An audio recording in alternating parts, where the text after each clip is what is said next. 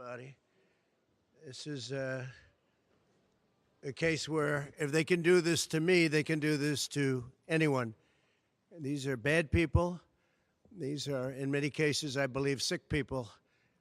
When you look at our country, what's happening where millions and millions of people are flowing in from all parts of the world, not just South America, from Africa, from Asia, from the Middle East, and they're coming in from jails and prisons, and they're coming in from mental institutions and insane asylums. They're coming in from all over the world into our country. And we have a president and a group of fascists that don't want to do anything about it because they could right now, today, he could stop it. But he's not. They're destroying our country. Our country is in very bad shape. And they're very much against me saying these things. They want to raise your taxes by 4 times. They want to stop you from having cars with their ridiculous mandates that make it impossible for you to get a car or afford a car. But make it very possible for China to build all of our cars. It's a very serious problem that we have. We just went through one of many experiences where we had a conflicted judge, highly conflicted. There's never been a more conflicted judge. Now, I'm under a gag order, which nobody's ever been under. No presidential candidate's ever been under a gag order before. I'm under a gag order, nasty gag order, where I've had to pay thousands of dollars in penalties and fines and was threatened with jail. Think of it. I'm the leading candidate. I'm leading Biden by a lot, and I'm leading the Republicans to the point where that's over. So I'm the leading person for president, and I'm under a gag order by a man that can't put 2 sentences together, given by a court, and they are in total conjunction with the White House and the DOJ, just so you understand. This is all done by Biden and his people. Maybe his people more importantly. I don't know if Biden knows too much about it, because I don't know if he knows about anything. But he's nevertheless the president, so we have to use his name. And this is done by Washington, and nobody's ever seen anything like it. So we have a judge who's highly conflicted. You know what the confliction is. Nobody wants to write about it, and I'm not allowed to talk about it. If I do, he said, I get put in jail.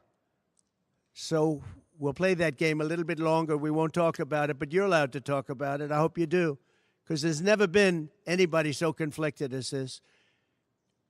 As far as the trial itself, it was very unfair. We weren't allowed to use our election expert under any circumstances. You saw what happened to some of the witnesses that were on our side. They were literally crucified by this man who looks like an angel, but he's really a devil. He looks so nice and soft. People say, oh, he seems like such a nice man. No, unless you saw him in action. And you saw that with a certain witness that went through hell. And when we wanted to do things, he wouldn't let us do those things. But when the government wanted something, they got everything. They got everything they wanted. It was a rigged trial. We wanted a venue change where we could have a fair trial. We didn't get it. We wanted a judge change. We wanted a judge that wasn't conflicted. And obviously he didn't do that. Nobody's ever seen anything like it. We had a DA who was a failed DA. Crime is rampant in New York, violent crime. That's what he's really supposed to be looking at. Crime is rampant in New York.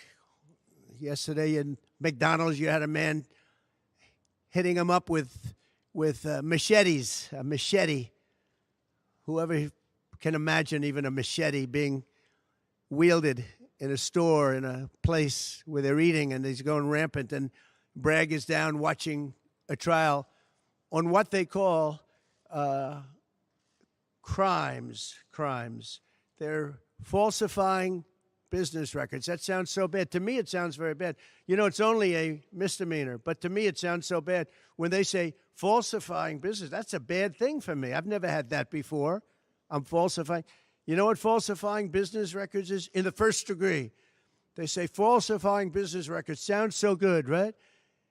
It means that legal expense I paid a lawyer, totally legal. I paid a lawyer a legal expense. And a bookkeeper, without any knowledge from me, correctly marked it down in the books. A very professional woman, highly respected, she testified, marked it down in the books as a legal expense. So a legal expense, paid a lawyer, is a legal expense in the books. It's not sheetrock, construction, or any other thing. It's a legal expense. Think of that. This is what the falsification of business records were. And I said, what else are you going to call it? What else are you going to call it? Now, I would have testified. I wanted to testify. The theory is you never testify, because as soon as you testify, anybody, if it were George Washington, don't testify, because they'll get you on something that you said slightly wrong, and then they sue you for perjury. But I didn't care about that. I wanted to.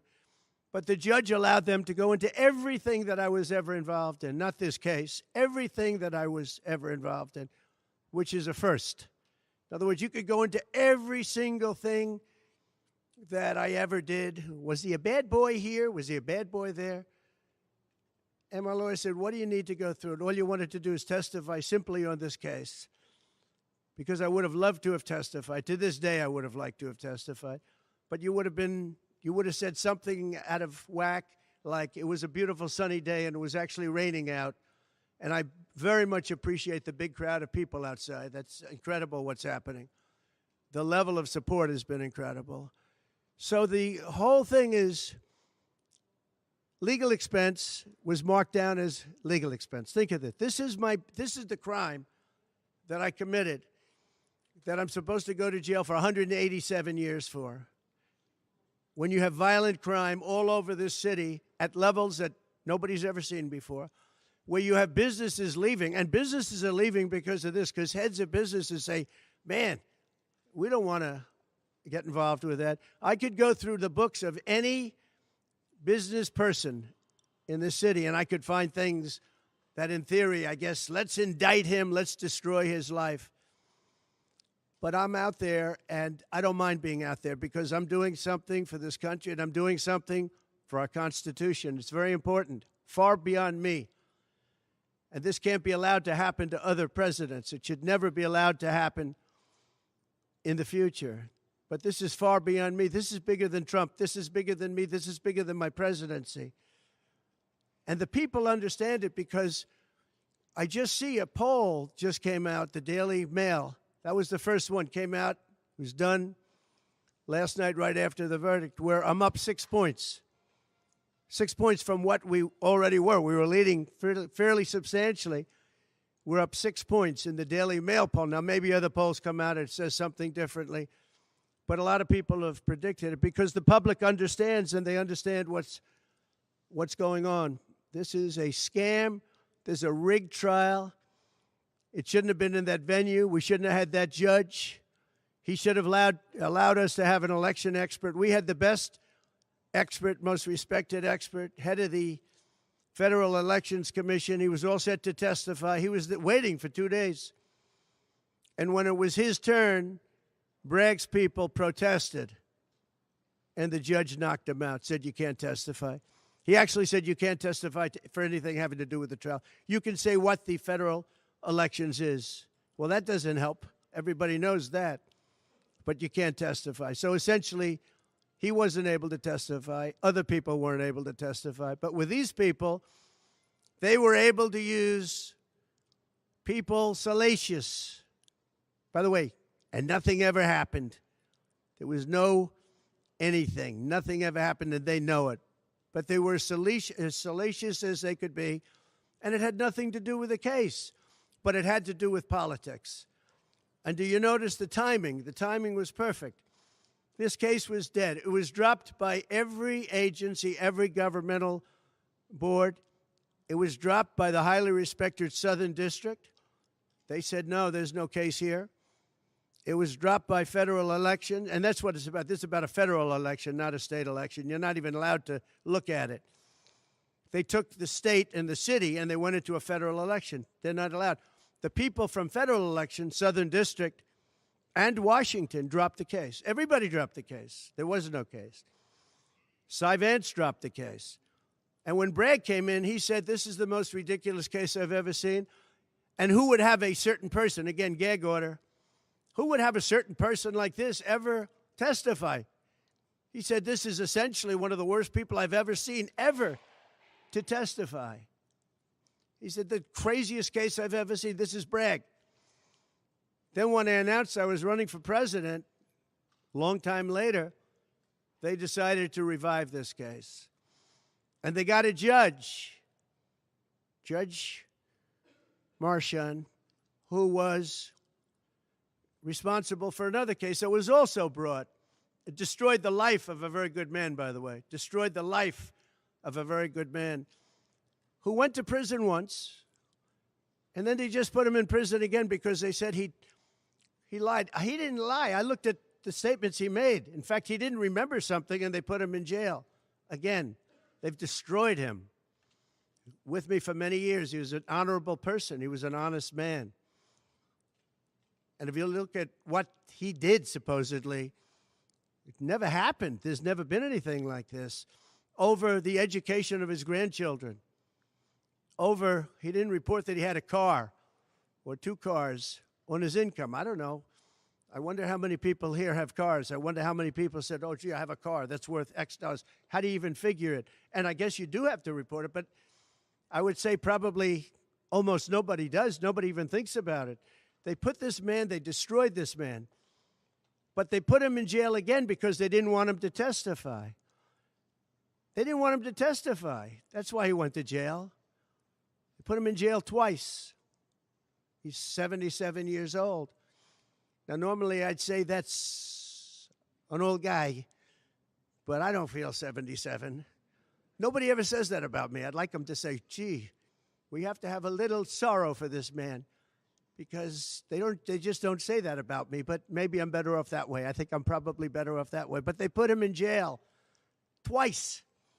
And you have to see what they put him in jail. And he was threatened by the judge.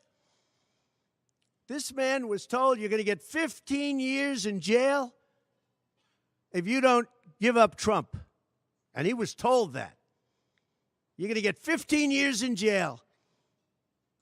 And he made a plea deal because he didn't want to spend the rest of his life. And he was told that viciously.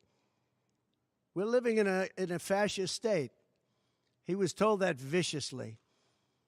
So you can go to jail for 4 months, 5 months, or you can get 15 years in jail. So do a plea. Almost who wouldn't do that plea? Everyone does those pleas. It's a horrible thing. There's a whole group of lawyers that fight that. It's so unfair. It's so unfair. But they destroyed his life. So many other things. You look at Southern District didn't want to bring the case. Nobody wanted to bring the case. And then you know who didn't want to bring the case? Most of all is Bragg. Bragg didn't want to bring it. But then he brought it. And they tried to make it a different case. They didn't say legal expense equal legal expense. Again, if I wrote down and paid a lawyer, and by the way, this was a highly qualified lawyer. Now, I'm not allowed to use his name because of the gag order. But, you know, he's a sleazebag. Everybody knows that. Took me a while to find out. But he was effective. He did work. But he wasn't a fixer. He was a lawyer. You know, they like to use the word fixer. He wasn't a fixer. He was a lawyer. At the time, he was a fully accredited lawyer. Now, he got into trouble not because of me. He got into trouble because he made outside deals, and he had something to do with taxi cabs and medallions, and he borrowed money. And that's why he went. And then he pled to three election violations. And as soon as I saw that, I said, I wonder why he did that. He pled. He took a deal. Now, he took a deal because he wanted to get off. In other words, I'll take a plea deal, and I want to get off. And he wanted to make a deal with the Southern District. And they wrote the worst report I think I've ever seen on any human being, other than the report that was written on James Comey by the Inspector General, a very great Inspector General, actually. Wrote a report that was so bad. This one was possibly worse. The Southern District, the judge didn't let us use it. He said, it's hearsay. I said, it's not hearsay. Wouldn't let us use it. This is about the man. But he got in trouble for a very simple reason, because he was involved with borrowing a lot of money, and he did something with the banks. I don't know if it's defrauded the banks, but something happened.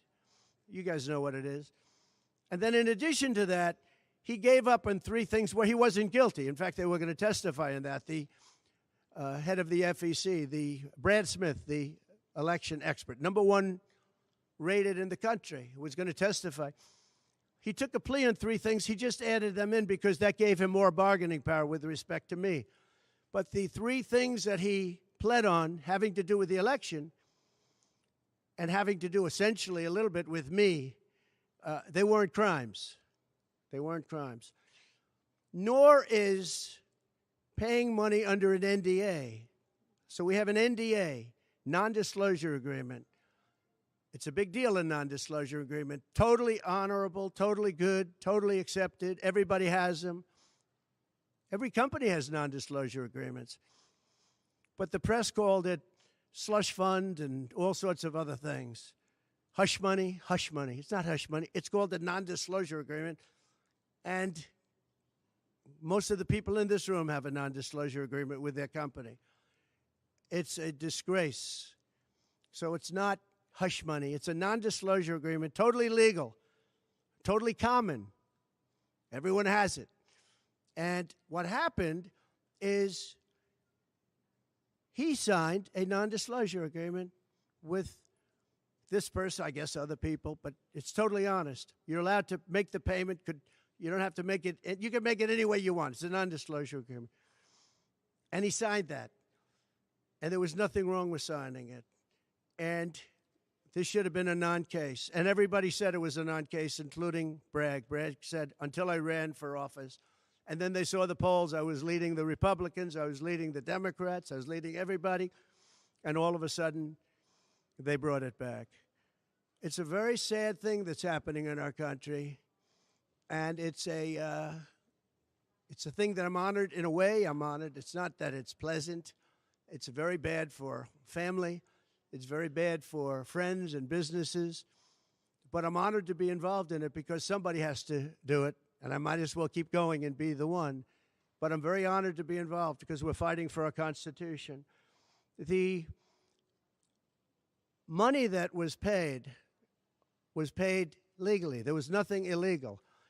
In fact, the lawyer in creating the NDA, because at that time he was a fully accredited lawyer. He wasn't a fixer. I never thought of him as a fixer. The media called him a fixer, or the prosecutors called him a fixer. He was a lawyer. And he was fairly good. Later on, I didn't like what he did. I didn't like, for instance, I didn't like that when I became president, he went around and made deals with companies. When I heard that, he was gone. He was gone. And he had payments coming to him, and a lot of this involved things that are very simple. There was nothing wrong. This was standard stuff, all standard stuff. Everything involved was standard. There was no crime here. In fact, I just watched a couple of the reports. You watched Jonathan Turley, Andy McCarthy, Greg Jarrett. You look at all of these people, Mark Levin, all very talented people, great people, many more. And they don't know me, essentially. They don't know me. They're legal scholars and experts. But I look at them. I watched Turley this morning saying, there's no crime here. Everybody says there's no crime here, except for this DA that's got the city out of control with crime. It's absolutely out of control. So we have an NDA that was signed. We have legal expenses. And here's the thing on legal expenses. You have 100 where they say, they do a charge. I just recorded this out. Falsification of business records in the first degree. It sounds so bad. I said, wow. And even my own lawyers, I get very upset with them because they don't say what it is. They say, well, falsification of legal records is only a felony. Well, that's a lot. It's only they say a misdemeanor. But they try and bring it up to a felony if there's 2 crimes. They have all these different things. The other thing is they miss the statute of limitations by a lot. because this was very old. They could have brought this 7 years ago instead of bringing it right in the middle of the election. So they missed the statute of limitations. They did everything. Now, let me give you the good news. The good news is, last night, we just got a report this morning, in the history of politics, I believe, maybe I'm wrong, somebody will find that I'm wrong, maybe, but I don't think so. They raised with small money donors, meaning like $21, $42, $53, $38, a record $39 million in about a 10-hour period. No, think of that. I like those people.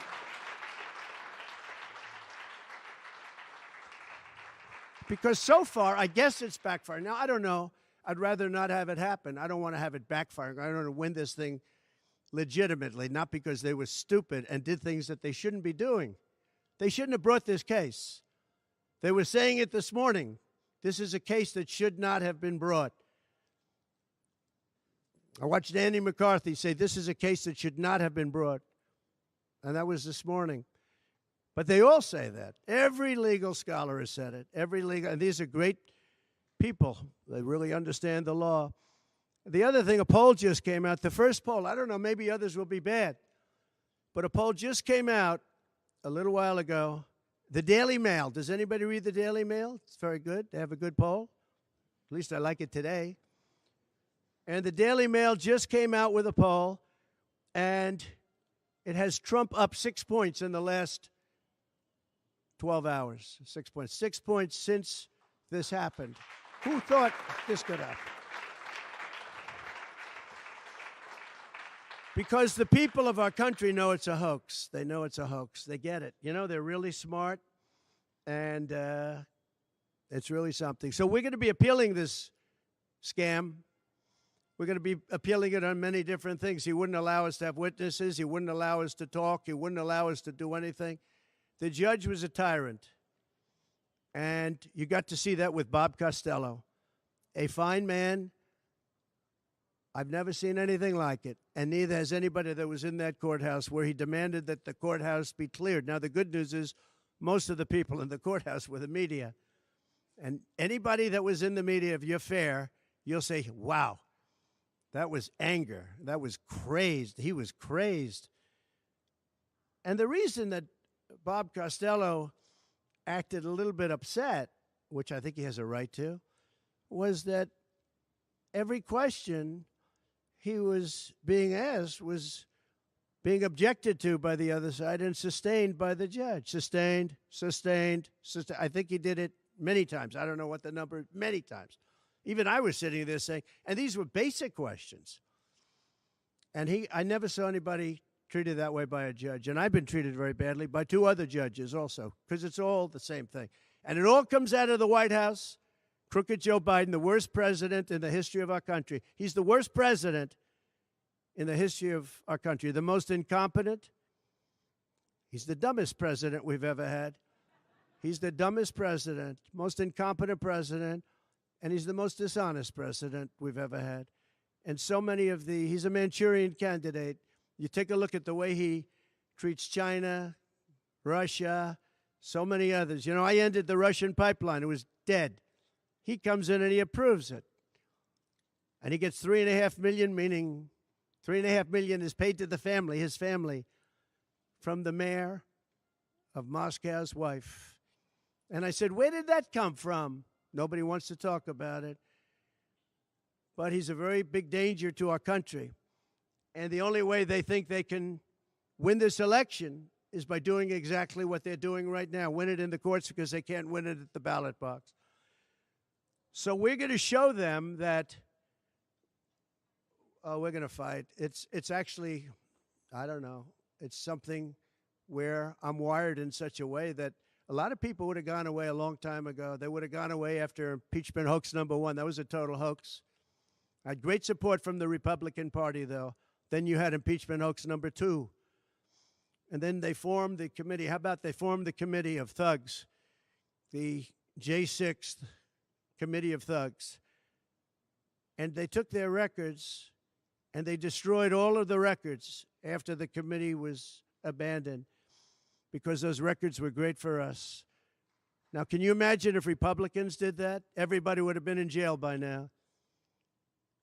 Think of it, the unselect, I call it the unselect, they call it select committee, I call it the unselect committee of thugs. They meet, it's 100% Democrat and 2 past Republicans that are no longer Republicans, that are no longer in business anymore, thank you. But it was all Democrats and 2 wayward Republicans. Liz Cheney and crying Adam Kinzinger. He cries every time he goes on television. He's the most emotional human being I think I've ever seen. And that was our representatives. These 2 people were our rep. So they had all this stuff that they're leaking. And then when it came time to look at the records, like where the police said and the Capitol Guard said that I supplied, think of it, that I recommended as many soldiers or National Guard as you want. 10,000. If you had 500, you wouldn't have had a problem. There wouldn't have been a J6. But Nancy Pelosi and the group didn't want it. Anyway, so they have testimony to all of that, that I did not attack the Secret Service agent in the front of a car. You know, these are strong people. And I supposedly went to the driver, and I grabbed him around the neck. And he rebuffed me, and then I went to the other guy, who I think is a black belt in karate, and he's slightly younger than me, maybe 35 years, 40 years, 50 years. And I grabbed him around the neck and said, he's a black belt in karate. They know how to get somebody from around their neck. They would have gone like this, and that would be the end of that. Actually, I had a friend that said, you shouldn't dispute that. That makes you look like the toughest cookie we've ever seen. You should have let that go on. But the fact is, it never happened. It was all made up. And that was proven to be made up. It proved to be a false story. And they deleted and destroyed all of that information, every ounce of it. We're dealing with a corrupt government. We have a corrupt country. Our elections are corrupt. Our borders are open. Our borders are going to be closed very soon. November 5th is going to be the most important day in the history of our country. Now, when I say that, because my people are always saying, do this, because we're fighting for America, DonaldJTrump.com. I hope everybody watching right now, DonaldJTrump.com, because it really makes a difference. They have a lot of money on the other side. I don't know where they get it. Nobody knows where they get it. But for some reason, they get money. But they're not on the side of our country. In many ways, I think they hate our country. Who on earth can want open borders where people are allowed to pour in from countries unknown, from places unknown, from languages that we haven't even heard of? We have people sitting in schools with languages where very few people have ever even heard of these languages. It's not like Spanish or French or Russian. Languages unknown. We have people coming from corners of the globe, and many of them are not good people. Many terrorists, record levels of terrorism, record levels of terrorists have come into our country. Record. They've never seen anything like it. You know, there was a report that in 2019, I don't believe this, by the way, the media gave it, and it was good for me, believe it or not. They said in 2019, there were no terrorists recorded that came into our country. I don't believe that. I don't think that's possible. But 2019 was a Trump year. I don't believe that that could be possible. But they said no terrorists came into our country. So let's say it was close. Let's say it was close. But now record levels of terrorists, record levels, the highest level we've ever seen of terrorists, are pouring into our country. You have China with, just in the last few months, 29,000 people came in, and I looked at them on a line, and they look like perfect soldiers. They're almost all male, from 19 to 25. It looks like a recruiting exercise. They have beautiful tents. They have propane stoves. They have cell phones, the best you can buy. I said, what's going on? It looks like they're building an army right in our country. Now, I don't think that would happen, right? We're losing our country. And I really think that this is an event, what took place yesterday with this judge. Look, we have conflicted, but he's a crooked judge, and you'll understand that. And I say that knowing that it's very dangerous for me to say that, and I don't mind, because I'm willing to do whatever I have to do to save our country and to save our Constitution. I don't mind.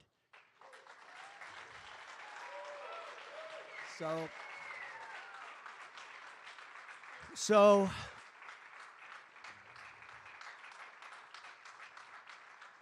thank you. So we will continue the fight. We're going to make America great again. Very simple. When people fight MAGA, they say, we're going to fight. I watch Biden. We're going to fight MAGA. We're going to stop MAGA. It's make America great again. That's all it is. MAGA. Make America great again. Our country's in serious trouble. We owe $36 trillion. We were energy independent for the first time ever, and now we're begging Venezuela for oil. One statistic you have to hear. Venezuela was crime-ridden. Caracas, their cities, crime-ridden. 2 years ago, 3 years ago. They just reported a 72% drop in crime in the last year because all of their criminals, most of them, and the rest are coming in now, the ones that didn't come in. In Venezuela, their prisons have been emptied into the United States. Their criminals and drug dealers have been taken out of the cities and brought into the United States. And that's true with many other countries. The Congo has just released a lot of people from jail. Congo, Africa, just released a lot of people from their prisons and jails and brought them into the United States of America. This is what's happening to our country, and it's not sustainable by anyone. Little things like our kids can't have a Little League game anymore because you have tents and you have migrants living on the fields. That's the least of it. People are taking over our luxury hotels, migrants, and yet our veterans, our great veterans, are living on the streets like dogs. They're living on the streets. But migrants are living in luxury hotels in cities all over our country, run by Democrats. So it's my honor to be doing this. It really is. It's a very unpleasant thing, to be honest. But it's a great, great honor. We're gonna do what I have to do. I'm going to do it. And the support has been, that's why I mentioned the number of $39 million. That's why I mentioned we're up 6 points. And we went up a lot over the last month because everybody saw it was a rigged deal. It was a rigged trial. But we're going to make America great again. We're going to make it better than ever before. November 5th, remember, November 5th is the most important day in the history of our country. Thank you very much, everybody.